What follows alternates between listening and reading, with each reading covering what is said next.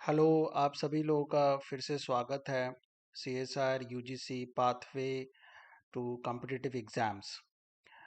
तो CSR UGC की जो यूनिट 13 की जो syllabus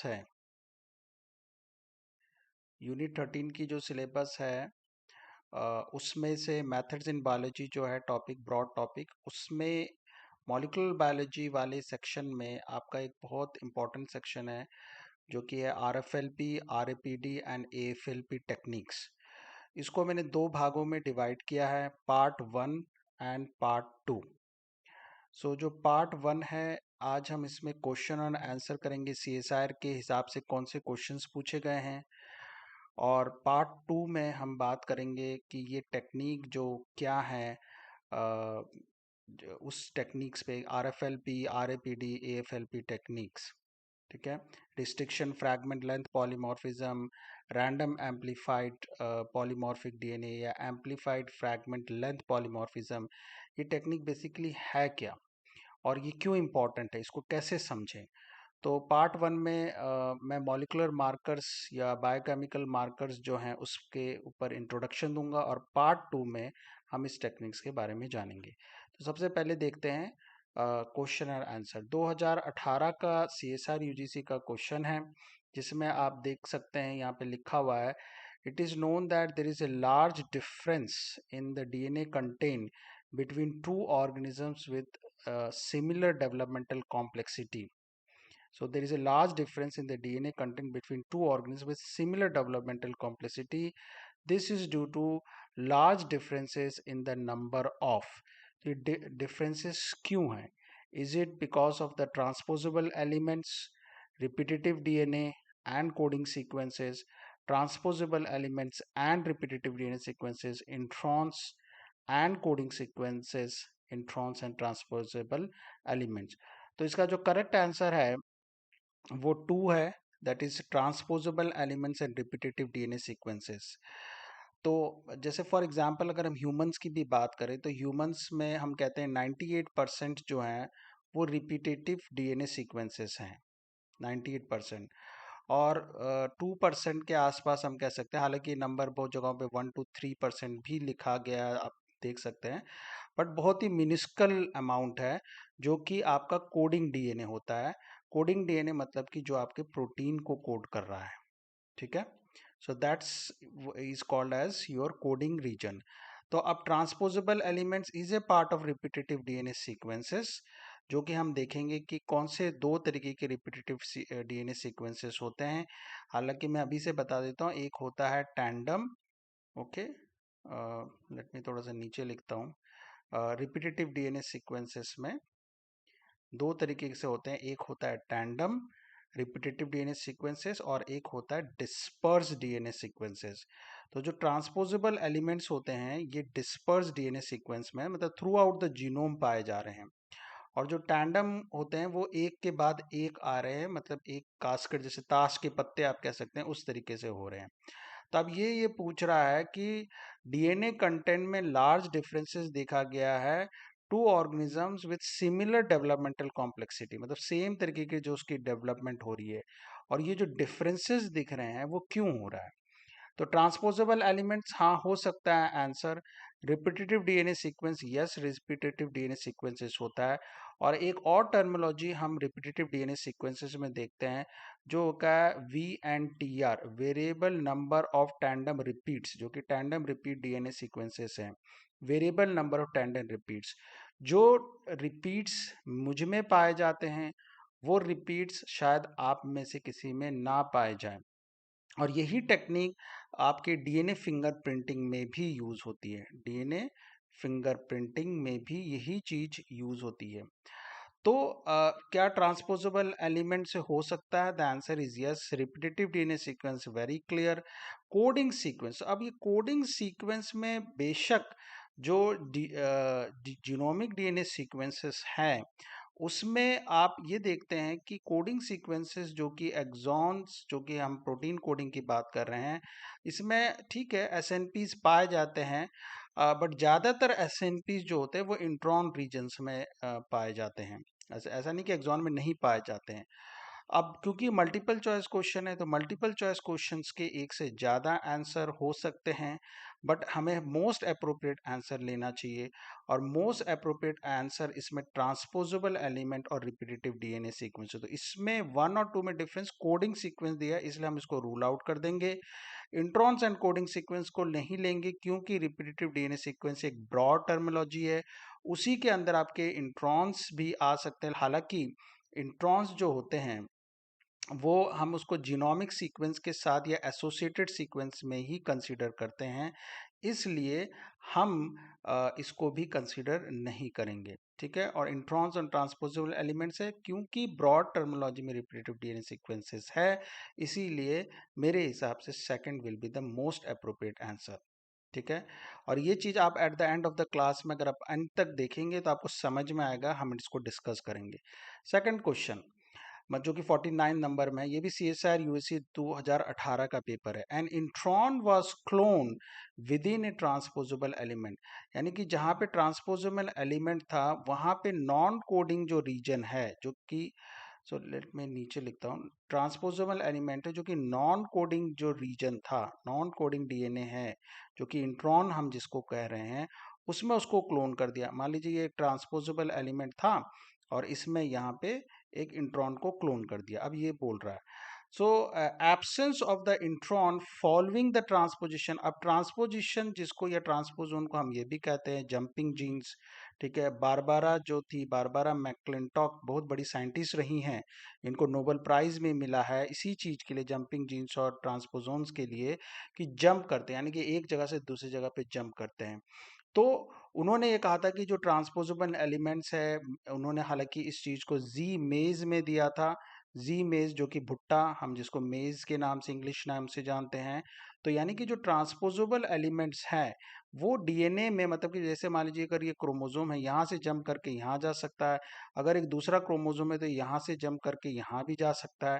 that possibility is there.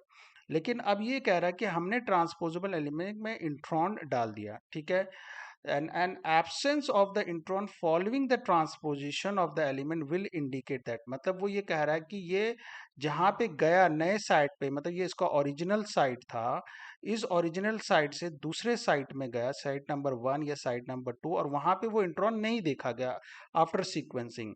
तो ये किस तरीके की ट्रांसपोजिशन है? तो ये बेसिकली ट्रांसपोजिशन के मैकेनिज्म पे बात कर रहा है। अब ट्रांसपोजिशन के अगर हम मैकेनिज्म को देखें तो दो तरीके की ट्रांसपोजिशन मैकेनिज्म्स होती हैं और एक एडिशनल ट्रांसपोजिशन भी होते हैं, वो हम अभी समझेंगे। तो वो कह रहा है कि conservative mode of transposition. Conservative mode of transposition का मतलब ये है कि जो ट्रांसपोजेबल एलिमेंट था, ठीक है, उसने वो जैसे एक लोकस, जैसे हमारा मान लीजिए क्रोमोसोम है, ये दूसरा लोकस है, मान लीजिए हम दूसरा chromosome, chromosome number 1, chromosome number 2 कहते हैं, और ये हमारा ट्रांसपोजेबल एलिमेंट है। तो ये क्या करेगा, अगर ये यहाँ पे जंप कर रहा है और इस जगह पे ट्रांसपोज हो रहा है, तो अपने यहाँ से ये हट जाएगा, मतलब कि यहाँ पे ये पोजीशन नहीं रहेगा। This type of replication of transposon is called as conservative. अगर इसको हम रेप्लिकेटिव कहते हैं, रेप्लिकेटिव का मतलब क्या करेगा, ये इसकी एक कॉपी बनाएगा। ठीक है, it will make its own other copy, और ये ट्रांसपोज करेगा, बट जो ओरिजिनल लोकेशन जहां थी वहां पे भी ट्रांसपोजन की एक कॉपी पाई जाएगी। ठीक है, और तीसरी चीज में ये बोल रहा है इज ए रिट्रो ट्रांसपोजोन। ठीक है, अब ये रिट्रो ट्रांसपोजिशन का ये बोल रहा है कि रिट्रो ट्रांसपोजन वो ट्रांसपोजन होते हैं जो कि बेसिकली क्या करते हैं कि आरएनए बेस्ड होते हैं। ठीक है, वो पहले इससे cDNA कॉपी बनाते हैं using with the help of reverse transcriptase. तो अगर हम ये कह रहे हैं कि एक इंट्रॉन को क्लोन किया हमने, यहाँ पे अगर क्वेश्चन को पढ़िए, और absence of the intron following transposition, अगर तो ये कंजर्वेटिव होता तो इसको पाया जाना चाहिए था, अगर रेप्लिकेटिव होता तब भी चाहे वो कॉपी बनाता दूसरी जगह जाता तब भी पाया जाना चाहिए था। तो जो करेक्ट आंसर है यहाँ पे तीसरा नंबर है, दैट इज रिट्रो ट्रांसपोजोन। कि वो क्या करेगा, क्योंकि cDNA बना रहा है, तो आपको ये पता है कि जो डीएनए, जो चाहे वो कोडिंग रीजन का हो चाहे वो नॉन कोडिंग रीजन का हो, कि अगर मान लीजिए एक एक्सॉन 1 है और यहाँ पे एक इंट्रॉन है, और ये मान लीजिए आपका एक्सॉन 2 है, और इसमें जब जब स्प्लाइसिंग होती है तो ये तब क्या करता है कि आपका इस तरीके से कंबाइंड फॉर्म में E1 और E2 बनाता है। स्केल डायग्राम नहीं है, बट आप समझ रहे हैं जो मैं कहना चाह रहा हूँ, और इंट्रॉन हट जाता है। तो रेप्लिकेटिव जो रेट्रो ट्रांसपोजन होता है उसमें भी सेम मैकेनिज्म होता है कि अगर आप उसमें ऐसा कोई चीज डालेंगे तो वो चीज वहां से हटा देगा, तो इसलिए रेट्रो ट्रांसपोजन होगा। इंसर्शन एलिमेंट क्यों नहीं होगा? इंसर्शन एलिमेंट इसलिए नहीं होगा क्योंकि इंसर्शन एलिमेंट ज्यादातर जो है प्रोकैरियोटिक सिस्टम में पाए जाते हैं, और वैसे भी वो एंड रीजन में पाए जाते हैं। तो आप देख सकते हैं कितनी इंपॉर्टेंट और कितने डेप्थ से क्वेश्चंस पूछे जा रहे हैं आपके यूजीसी सीएसआर में। ठीक है, हम इस क्वेश्चन को, जो ये वाला क्वेश्चन है और जो दूसरा क्वेश्चन है, ये दो दो तीन और क्वेश्चन है, ये हम क्वेश्चन को नेक्स्ट क्लास में डिस्कस करेंगे। ये भी सीएसआर यूजीसी का है, ताकि आपको पहले थोड़ी सी अंडरस्टैंडिंग दे दूं, ताकि आप समझ सकें कि होता क्या है मार्कर्स। तो मार्कर्स ये होता है कि the characters which can be easily identified are called as markers. मतलब कोई चीज को हम देखते हैं और वो इजीली प्रेजेंट हो तो वो मार्कर है। मान लीजिए किसी के गालों में तिल है तो वो उसके लिए मार्कर हो जाएगा। ठीक है, आपने देखा भी होगा बहुत सारे लाइसेंस बनाने जाते हैं, पासपोर्ट जाते हैं, तो वो कहते हैं आपके पास कोई मार्कर है, कोई कोई डिस्टिंग्विश फीचर्स हैं। सेम चीज यहाँ पे भी एप्लीकेबल है कि जीनोम में ऐसी कोई चीज पाई जाती है जिसको हम कर सकते हैं। और ये किस तरीके से हम देख सकते हैं? या तो वो फिनोटिपिक लेवल पे देख सकते हैं जिसको हम मॉर्फोलॉजिकल बोल रहे हैं, या बायोकेमिकल लेवल पे देख सकते हैं, या साइटोजेनिक लेवल पे देख सकते हैं, और चौथा हम न्यूक्लियोटाइड लेवल पे देख सकते हैं, जो कि आपका मॉलिक्यूलर मार्कर में आता है।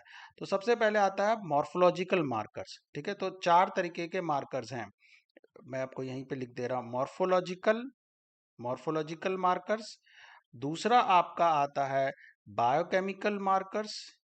ठीक है, तीसरा आता है आपका साइटोलॉजिकल मार्कर्स, और चौथा आपका आता है मॉलिक्यूलर मार्कर्स। और ये इन्होंने इम्फसाइज किया है जो कि आपके सीएसआर में मॉलिक्यूलर मार्कर्स। बट मैं आपको पूरी कॉन्सेप्चुअल डिटेल, क्योंकि आपने पहले मेरे वीडियो देखा होगा, CVC प्रिंसिपल, कॉन्सेप्ट क्लियर होना चाहिए, विजुअलाइजेशन होना चाहिए, कोरिलेशन, ये चीज को आप फॉलो करेंगे तो जरूर सक्सेसफुल होंगे। तो आगे बढ़ते हैं। देखिए, मॉर्फोलॉजिकल मार्कर बहुत शॉर्ट में बता रहा हूँ क्योंकि कॉम्प्रिहेंसिव बनाना चाह रहा हूँ। जो आपको फिनोट फ्रूट्स के डिफरेंट आप देख सकते हैं शेप है, उसका टेस्ट हो सकता है, उसके लीव्स के कैरेक्टरिस्टिक्स हैं, किस तरीके के लीव्स है, डिफरेंट लेंथ के लीव्स हो सकते हैं, क्लोरोफिल कंटेंट अलग हो सकता है, बर्ड्स के पोजीशंस अलग हो सकते हैं, शेप अलग हो सकते हैं। तो ये मॉर्फोलॉजिकल मार्कर्स में आता है। इजी टू यूज है, कोई स्पेशल इंक्रूवमेंट नहीं चाहिए, कोई टेक्निक यूज नहीं है, बस विजुअली देख लिया और कर लिया। लेकिन इसके साथ प्रॉब्लम क्या है कि केवल आप होमोजाइगस और हेट्रोजाइगस में डिफरेंशिएट नहीं कर सकते हैं। तो ये है, लेट इन द स्टेज आता है। कभी कभी ये हार्मफुल भी होता है। ठीक है, हार्मफुल इन द सेंस कि आप जिस चीज को लेना चाह रहे हैं उसमें बहुत सारी चीजें इन्वॉल्व हैं, तो आपने तो भाई ऊपरी चीज से देख के कर ली, पता लगा बाद में कुछ और था, तो that's also a disadvantage. Biochemical markers में हमने जैसे कहा बायोकेमिकल पाथवे में देख रहे हैं, इसमें जनरली हम प्रोटीन्स और अमाइनो एसिड्स के बैंडिंग पैटर्न को देखते हैं, और इसका one of the very famous example जो कि है यहाँ पे भी लिखा, आइसोजाइम्स और स्टोरेज प्रोटीन्स। अब जैसे फॉर एग्जांपल इसके यूजेस क्या हैं? इट कैन क्रिएट, कोई जेनेटिक डाइवर्सिटी है, पॉपुलेशन स्ट्रक्चर देखना है, जीन आ रहा है कि नहीं आ रहा। जब हम पॉपुलेशन जेनेटिक्स पढ़ेंगे वहाँ पे भी ये चीज़ें बताई जाएंगी। ठीक है, जो कि आपका इनहेरिटेंस बायोलॉजी में आता है। और ये को डोमिनेंट है, यानी कि बोथ होमोजाइगस और हेट्रोजाइगस को आप देख सकते हैं, ये इसका एडवांटेज है। एक molecular marker, ideal molecular marker वैसा होना चाहिए जो कि को डोमिनेंट हो, मतलब कि दोनों होमोजाइगस और हेट्रोजाइगस को हम देख सकें। That is what we are looks for, और बायोकेमिकल मार्कर इसमें आता है। बट इसकी चांसेस क्या है, बहुत कम पाए जाते हैं। They can detect very less polymorphism, so and they are also कि किस मेथड से आप प्रोटीन को निकाल रहे हैं, इंजाइम्स को निकाल रहे हैं, दैट में also actually hamper your biochemical marker. जैसे फॉर एग्जांपल यहाँ पे एक LDH का दिया, लैक्टो डिहाइड्रोजिनेस जीन का दिया गया है, ये जो basically lactate to pyruvate convert कर रहा है। बट बेस्ड ऑन इस सब यूनिट्स आप देख सकते हैं कि डिफरेंट टाइप्स के आपके प्रोटीन से सब एक ही जगह से बन के आ रहे हैं, but all of will be perform LDH ही है, सारे इलेक्ट्रोड डिहाइड्रोजनेस है, बट बेस्ड ऑन कि किस तरीके से उसकी सब यूनिट असेंबली हुई है वो अलग अलग तरीके से हो सकते हैं। ये बायोकेमिकल मार्कर हो गया। साइटोलॉजिकल मार्कर जो कि हम जी बैंडिंग जो कि गिम्सा स्टेनिंग के हिसाब से हम करते हैं, या फिर हम उसको किसी दूसरे डाई जैसे क्विन कैरिन हाइड्रोक्लोराइड के साथ कर रहे हैं, या हम रिवर्स जी बैंडिंग पैटर्न्स कर रहे हैं।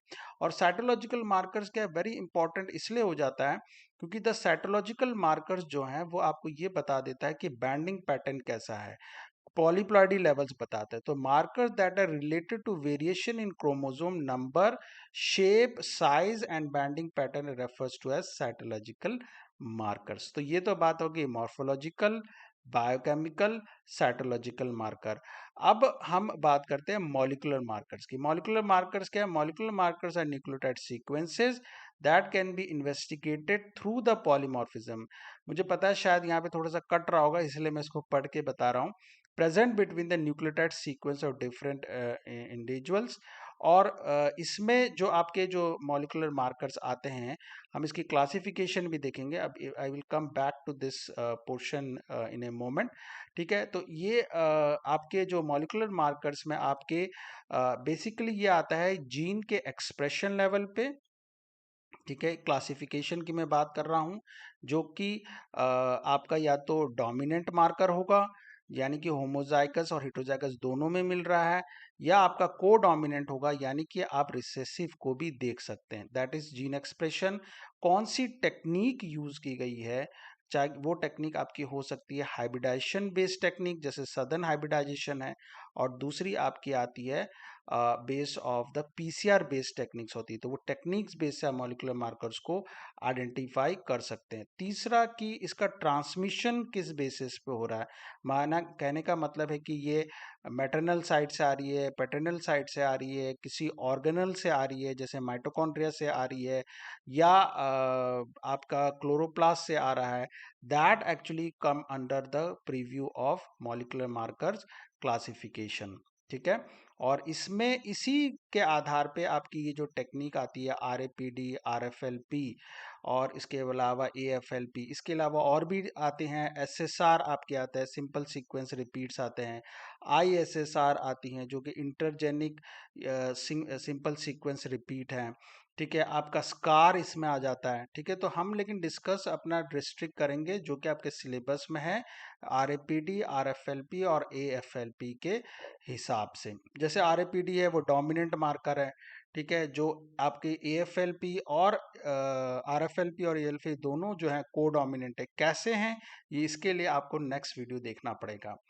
तो नटशल में मैंने आज आपको ये बताया अभी तक कि भाई CSR में किस तरीके के क्वेश्चन का पूछे जा सकते हैं। 2 क्वेश्चन मैंने आपको बताया कि सॉल्व करके, 2 क्वेश्चन हम अगली क्लास में देखेंगे। ठीक है, दूसरी चीज मैंने आपको बताया कि मार्कर होता क्या है, मार्कर जो है वो किस तरीके से उसकी क्लासेस हैं, 4 क्लासेस हैं। और तीसरी चीज मैंने आपको ये बताई कि मॉलिक्यूलर मार्कर्स की क्लासिफिकेशंस कैसे होती है। अब इसका इंपॉर्टेंस क्या है, तो आप देखिए इस पर्टिकुलर स्लाइड में आप देख सकते हैं ये रिपीटेटिव DNA सीक्वेंस, जो कि पहला क्वेश्चन था जो मैं आपको बता भी रहा था। टैंडम रिपीट्स होते हैं, डिस्पर्स रिपीट्स होते हैं। डिस्पर्स रिसीव में आपके रिट्रो ट्रांसपोजोन्स आ जाते हैं, और प्लस DNA ट्रांसपोजोन्स आ जाते हैं। टैंडम रिपीट्स में आपके सैटेलाइट DNA, मिनी सैटेलाइट्स और माइक्रो सैटेलाइट्स आ जाते हैं। सैटेलाइट का सिंपल सा, जैसे आप मून को देख रहे हैं, सैटेलाइट है राइट, तो सेम केस यहाँ पे भी उसके लिए एप्लीकेबल है। और अगर ह्यूमन जीनोम की अगर हम बात करें, तो अब यहाँ देखिए कि 100% अगर ह्यूमन जीनोम में 30% जीन है, जीन वैसे जो एक्सॉन्स है वो 2% या 3% हम कह लीजिए, बट जो जीन रिलेटेड सीक्वेंस के प्रोमोटर एलिमेंट्स हैं, इंट्रॉन्स कौन से हैं, सूडो जीन्स कौन से हैं, वो इसका मेन कंप्राइजेस कॉज कर रहा है। देखिए यहाँ कोडिंग रीजन 3% है, एक्स्ट्राजेनिक 70% हो गई। ठीक है, इसमें रिपीटेटिव DNA सीक्वेंसेस हो गई। इस रिपीटेटिव DNA सीक्वेंसेस में आपके टैंडमली रिपीटेटिव DNA सीक्वेंस है, और आपके डिस्पर्स रिपीटेटिव DNA सीक्वेंसेस पाए जाती है। इसके अलावा यूनिक सीक्वेंसेस भी पाए जाते हैं जो कि इंडिविजुअल पे टू इंडिविजुअल वेरी करते हैं। ठीक है, तो इसी के साथ मैं यहीं पे समाप्त करता हूं। आपसे नेक्स्ट क्लास में मुलाकात होगी या नेक्स्ट वीडियो में मुलाकात होगी, जिसमें मैं बात करूंगा ये टेक्निक कैसे है और इसकी क्या रेलेवेंस है, तो प्लीज़ उसको ज़रूर देखिएगा। अगर आपको ये चीज़ सही लगती है तो प्लीज़ चैनल को सब्सक्राइब कीजिए, शेयर कीजिए, फ्री ऑफ कॉस्ट है। धन्यवाद। जय हिंद।